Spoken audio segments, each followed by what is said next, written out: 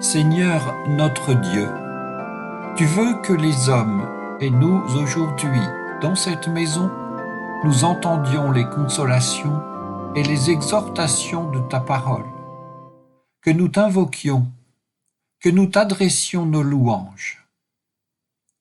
C'est à cause de ta bonté imméritée que tu veux qu'il en soit ainsi, car qui sommes-nous devant toi et pour toi? Cependant, tu nous as appelés et nous avons entendu ton appel. Nous voici donc rassemblés, nous, tes créatures faibles, obscures et rétives, nous, tes enfants que tu aimes, en dépit de la faiblesse et de l'imperfection de l'amour que nous te portons. Nous, qui formons ici et dans le monde ton Église, un bien singulier troupeau, mais que tu veux néanmoins assister de ta présence et associer à ton œuvre. Maintenant, dans la dépendance de toi seul, nous sommes dans l'attente de ton Saint-Esprit et de ses dons. Mets de la clarté dans cette heure, agrée-la et fais qu'elle nous soit féconde et salutaire. Empreint de force et de vérité ce qu'il y a d'humain dans nos prières, nos paroles et nos chants, afin qu'ils viennent du cœur et qu'en retour ils touchent nos cœurs. Sois toi-même notre maître. Viens toi-même nous instruire et dans ta bonté diriger en cette heure ce qui se passera en chacun d'entre nous. Au nom de ton Fils bien-aimé, en qui tu nous as donné la preuve de ta libre grâce, que tu veux nous révéler toujours à nouveau, nous te prions. Amen.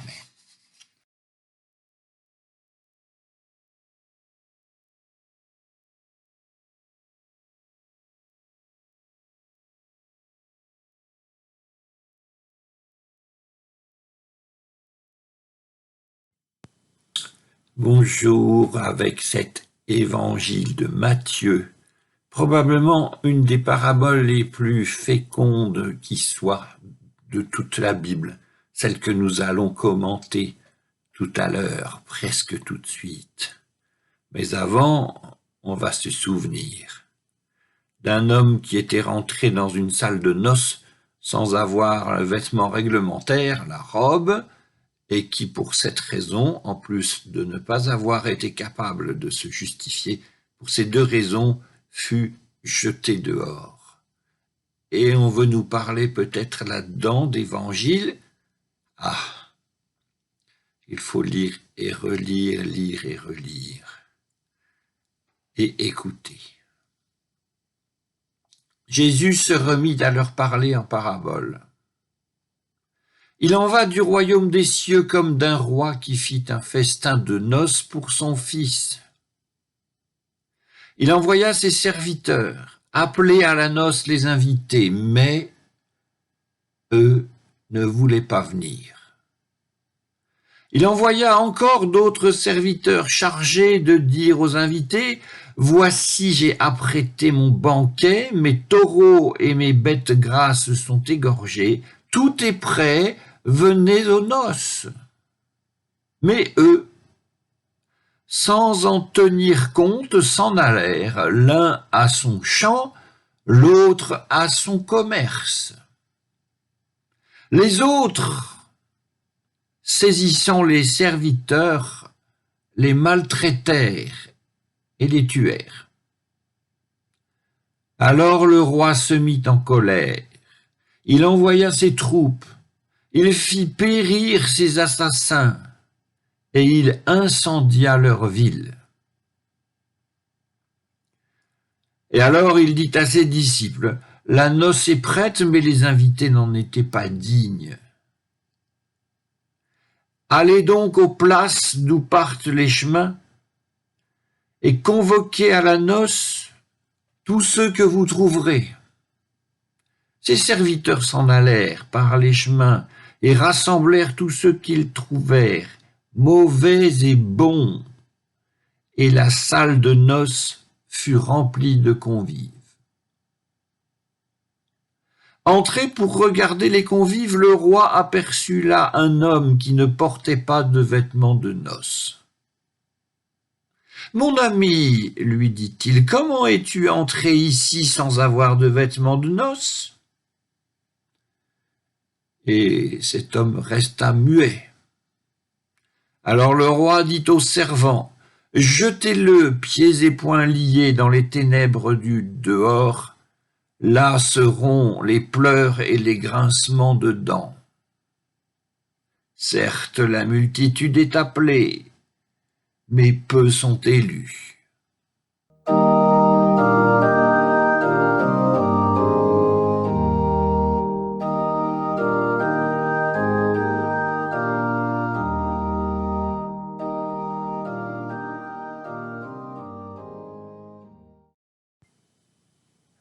Pour commencer cette prédication, lisons 2 autres versets, toujours de l'évangile de Matthieu.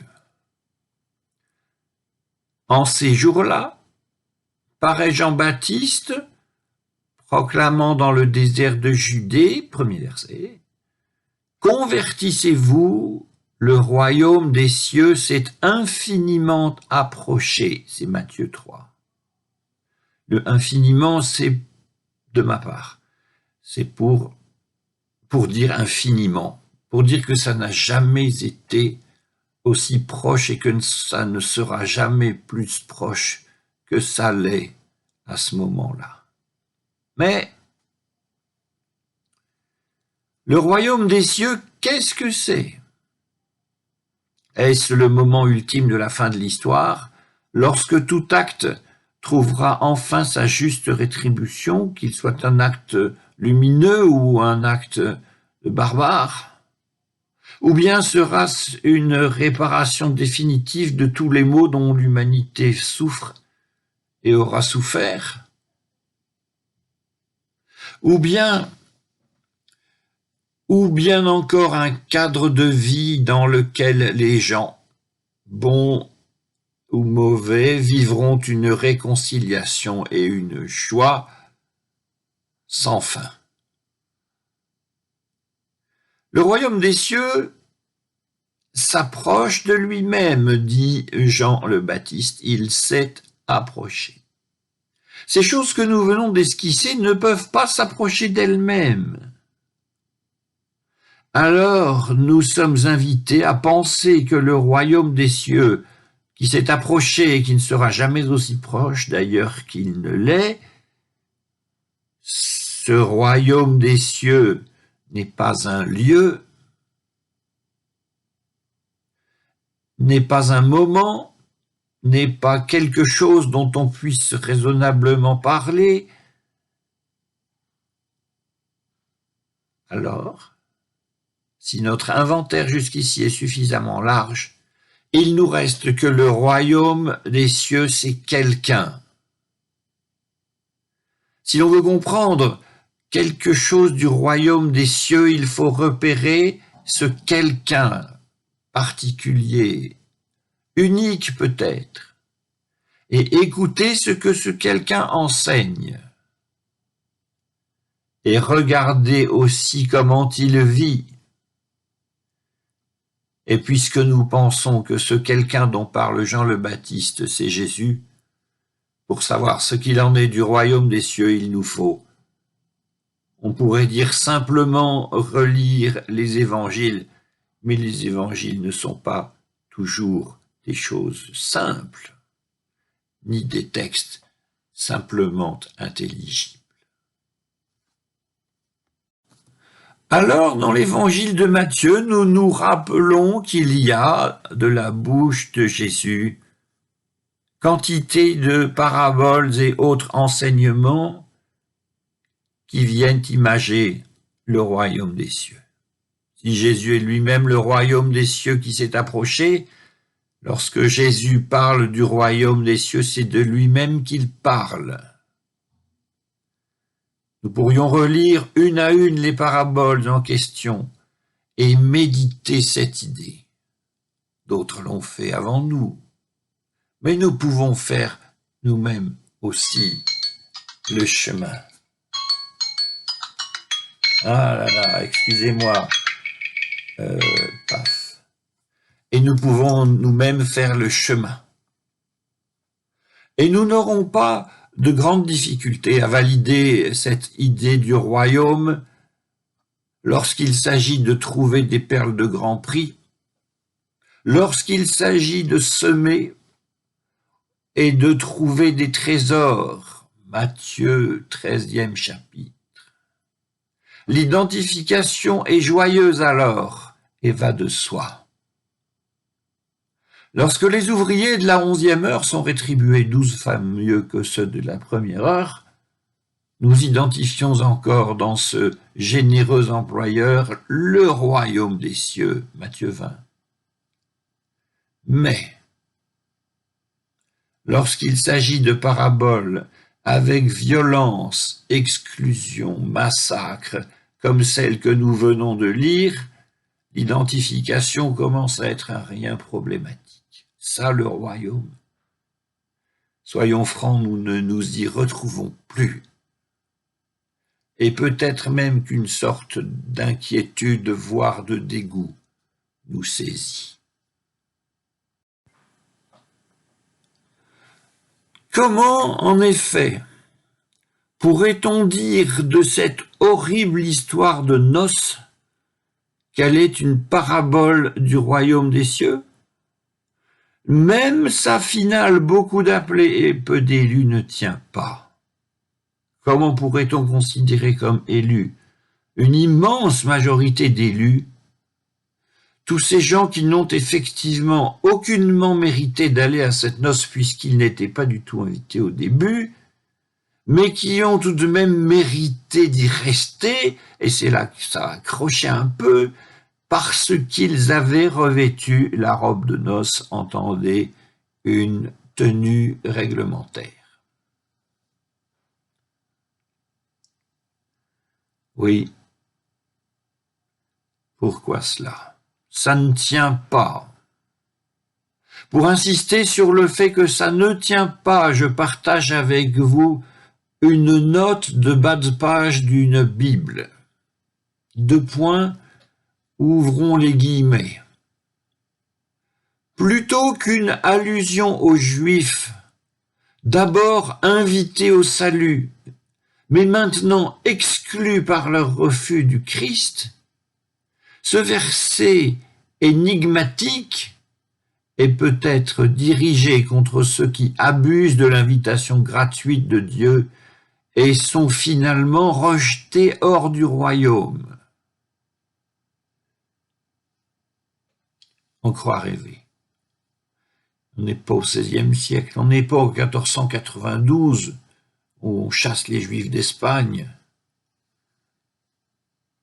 C'est dans la Tobe, c'est en 1975. Nous étions tous déjà bien éveillés, et pour certains déjà fins connaisseurs des Saintes Écritures.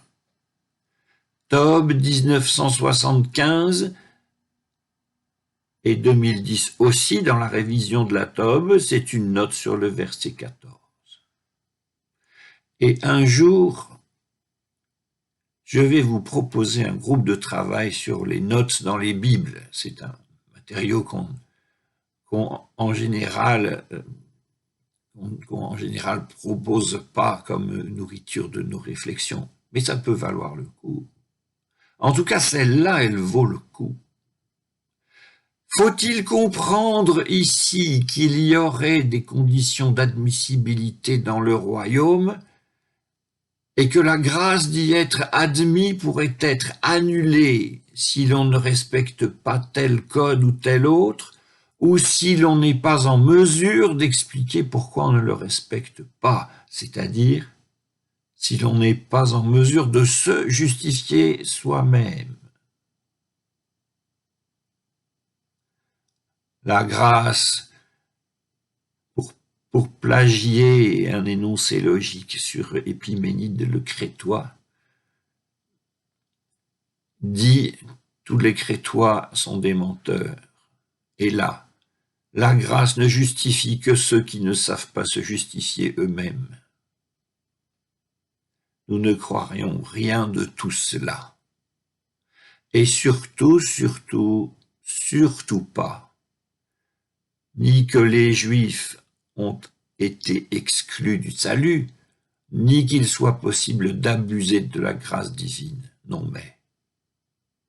Toute explication de notre parabole du jour qui envisage le royaume des cieux comme un lieu présent ou futur qu'il s'agirait d'atteindre et où se régleraient des comptes,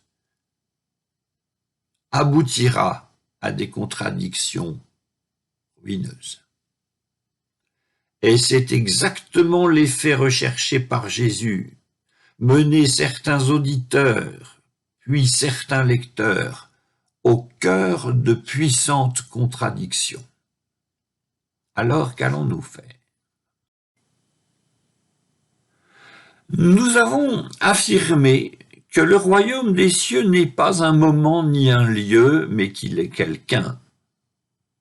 Dans cette parabole, qui est-ce? Si l'on exclut ceux qui sont en groupe, c'est-à-dire les premiers invités, les seconds invités, les esclaves du roi et les mercenaires du roi, il reste deux personnages, le roi lui-même et l'homme muet qui ne porte pas la robe de noces.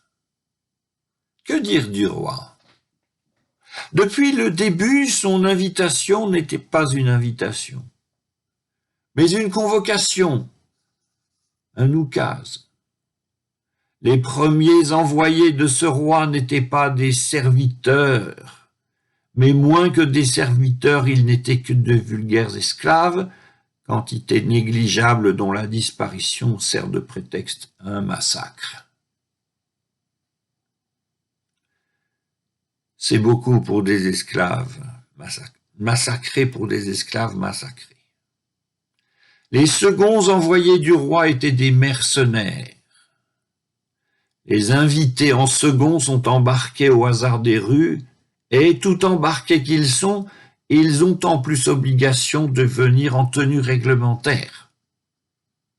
Alors, dans ce sens, peut-on parler vraiment d'invités?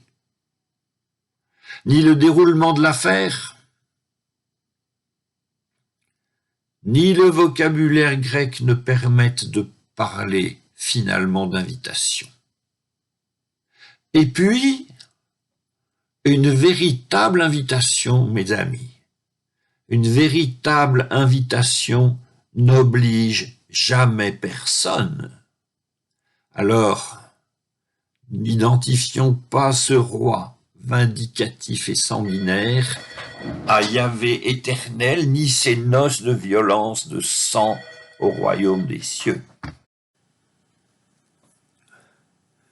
Alors, si nous n'identifions pas les noces de sang et le royaume des cieux, que nous reste-t-il? Il nous reste l'homme muet, à la tenue non réglementaire. Il nous faut prendre cet homme exactement tel qu'il est, bon ou mauvais n'est pas la question, provocateur ou homme simple non plus. Il n'est pas conforme et il reste silencieux. Exactement comme Jésus restera silencieux devant le tribunal qui le condamnera. Dans notre parabole, un seul peut se réclamer du royaume des cieux, cet homme-là. Cet homme dont la particularité et le silence sont signes d'un État qui dit la vérité sur ce roi et sur cette noce. Seul cet homme, disons-nous, peut ou pourrait se réclamer du royaume des cieux, pourtant, il ne réclame rien. La singularité absolue ne réclame jamais de reconnaissance. Et le véritable engagement pour le royaume des cieux et dans le royaume des cieux n'exige aucune rétribution. L'homme, donc, n'a pas la tenue qu'il faudrait et il ne dit rien. Il est jeté dehors, lié et jeté dehors pour ces deux raisons. Et après cette exclusion brutale et le court instant de sidération qui s'ensuit, la fête revient à elle-même, elle bat son plein avec probablement un petit surcroît d'excitation pour ne rien voir et pour ne rien entendre. Qu'est-ce donc que le royaume des cieux après cette parabole? Le royaume des cieux est un homme, un être humain dont l'engagement est un engagement concret, singulier et total. Total de sa personne et dans une situation concrète, réelle. Cet engagement est risqué. Mais en tout ce qu'il est, il ne fait violence à personne. Et il est pur de toute idée de reconnaissance ou de rétribution. Alors, révisions dans l'évangile de Matthieu. Qui donc aura incarné le royaume des cieux? Bien sûr, Jésus de Nazareth. Mais qui d'autre? Suivent de loin le pieux et obéissant Joseph. Jean le Baptiste aussi. Une certaine femme cananéenne anonyme, Matthieu 15, un centurion romain aussi, et quelques disciples, par moments, de loin, qui suivent. Et là-dessus, beaucoup d'appelés et peu d'élus, c'est une mauvaise traduction. Tous sont appelés et peu répondent à un appel aussi engageant. Et pourtant, l'appel est le même pour tous, depuis toujours et pour toujours. Puissions-nous, chers des frères, chers amis, puissions-nous répondre un peu au moins, un peu, et suivre le Christ, même de loin, c'est encore le suivre. Amen.